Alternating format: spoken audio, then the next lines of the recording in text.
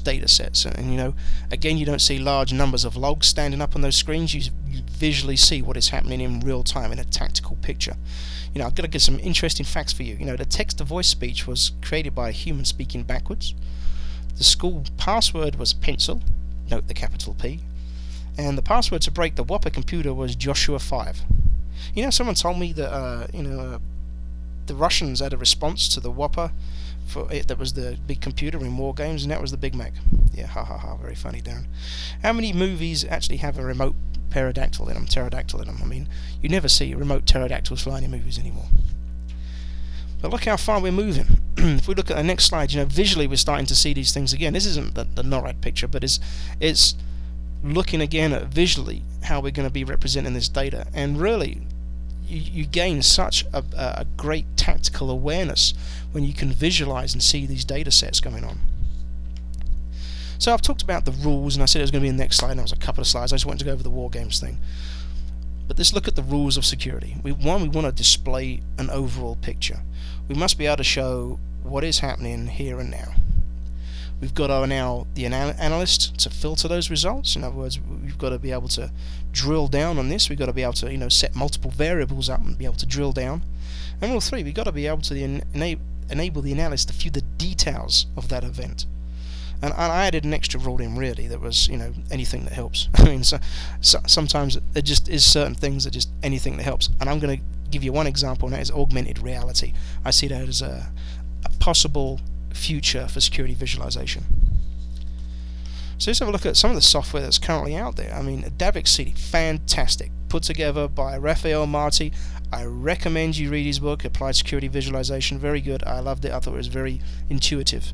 It's free, open source, runs from a CD, or you can burn an image. It's pretty much like a Linux system, but it's very good. And for if you want to get up and running pretty quickly on security visualization, this is something that I recommend. And great guy created it, Raphael Marti, and again, recommend reading his book. Rumint, superb tool. Again, this is a Windows tool, and you can download this free at rumint.org. Current commercial ones are securedecisions.com. Now, they've got some really neat visualization. I mean, they actually won the contract for Department of Homeland Security for security visualization. However, I've got a feeling this is going to be slightly more pricey than what we're offering with Sphere of Influence. So, I'm just going to address the quick question. If my sphere of influence is the US, why should I allow the rest of the world to access my IP address range? I'm not talking about accessing my web servers, but it's my address range. So this is a really hot topic, and I know some of you are going to disagree, but let me make a moment to tell you about when the Conficker was about to strike. We had this Conficker virus. No one really knew what the worm was going to do, but we knew it was going to happen on April Fool's Day.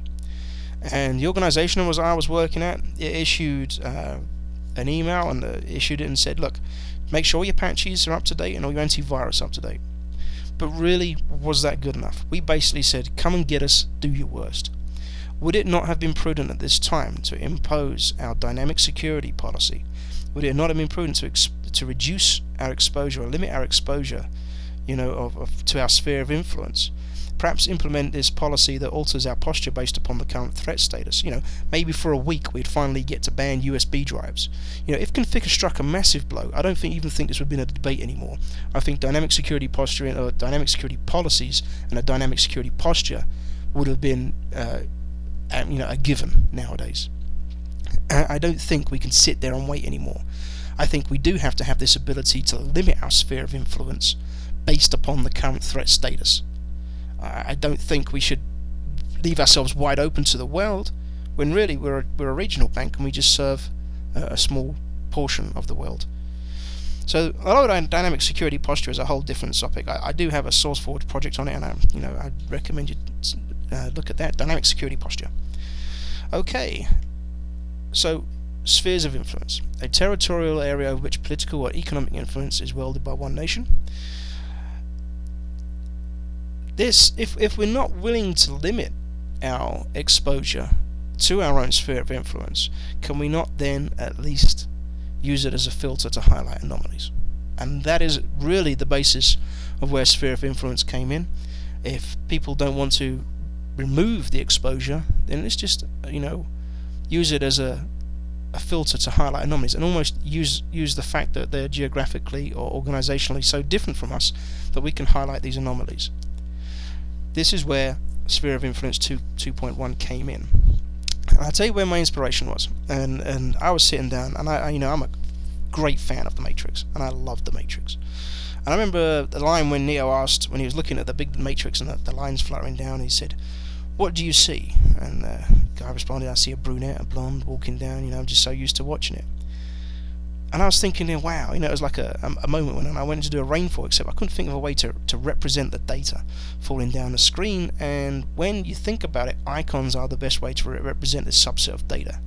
Therefore, SOI was born. At first, I was just mapping events to icons, but I realized that the credit card industry was one step ahead of us when it came to real-time verification. So I looked at the databases they were using, and I picked one of the best ones. And really, the idea came to me when my cousin, who works in fraud detection with an online gambling site, said they use lookups, or IP lookups. When people start winning unusual amounts, they look for geographic IP, but sometimes they start to look to see if certain universities might be winning abnormal amounts, where there might be a gathering of people there, found a fault in the system and might be exploiting it. So I thought this would map perfectly with information security, real-time traffic analysis. I'm not saying this should be your only tool, but really for the price that we cost, it's a great addition for a tool.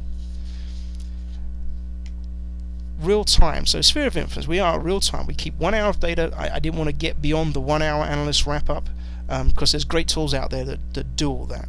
There's plenty of tools that do post facto analysis on software systems out there, and there is some excellent tools that you can use in combination with this. Things like Tripwire, even the host IPSs and things that we can start tying these things in together. So I didn't want to move beyond that 1 hour of data. I wanted to create this as a tactical tool. I wasn't going to create this as something that was going to be over days. One of the things I do give you is the reports. And the reports, you can fire them every 10 minutes, every 5 minutes, every 1 minute, up to an hour. So you can have a report run every hour. And we keep those reports for you. So it's not like the data disappears. We just put it in a report for you. We just don't keep that vast amounts of data. So we map IP addresses to geolocation, which is nothing particularly new. But see, the database that we're using also maps the IP addresses to organizational data as well. We run from a syslog output with the Cisco IPS. Actually, now we can do an SNMP output, and we have the products for the Cisco PIX ASA. We have it for Microsoft Windows. We have a Snort, and with 2.1, which is just going to be put in here, we actually have a Cisco IPS output as well. And if you know of Cisco IPS, that uses SNMP, so we have an SNMP listener that does it all for that. And we have a really cool new visual coming out for the Cisco IPS. How accurate is it? We use Maximind's location organizational database, which is 99.5% accurate. We use GeoLight. We're commercially licensed for GeoLight, but you can actually drop in GeoIP, which is a monthly subscription-based data set, which is 99.9% accurate. So let's look at what we've got there. We have I'm going to look at the Cisco PIX and ASA Windows version. When you first run it, you have two windows that pop up. These are the allow and the deny windows are the main windows for the PIX. The numbers across the top represent the port numbers, and these can be changed. So I actually put down, I think, the top 20 or top 30 ports as described by SANS. But you can actually change that to be whatever port you want it to be. The blue dots travel down, and the speed can actually represent the load in the past hour. So if there was more hits on that particular port, it would travel faster, and you can set that up in the config file by switching that to auto. But you can also just put in a speed, arbitrary speed. I actually most of the time just put in just an arbitrary speed, just because I like the little blue dots falling down. So the flags represent the country of origin or country of destination, dependent upon the access list. For example, you wouldn't want to know the information about the destination of one of your you would want to know the information about the destination of one of your users' PCs coming from your organization to an out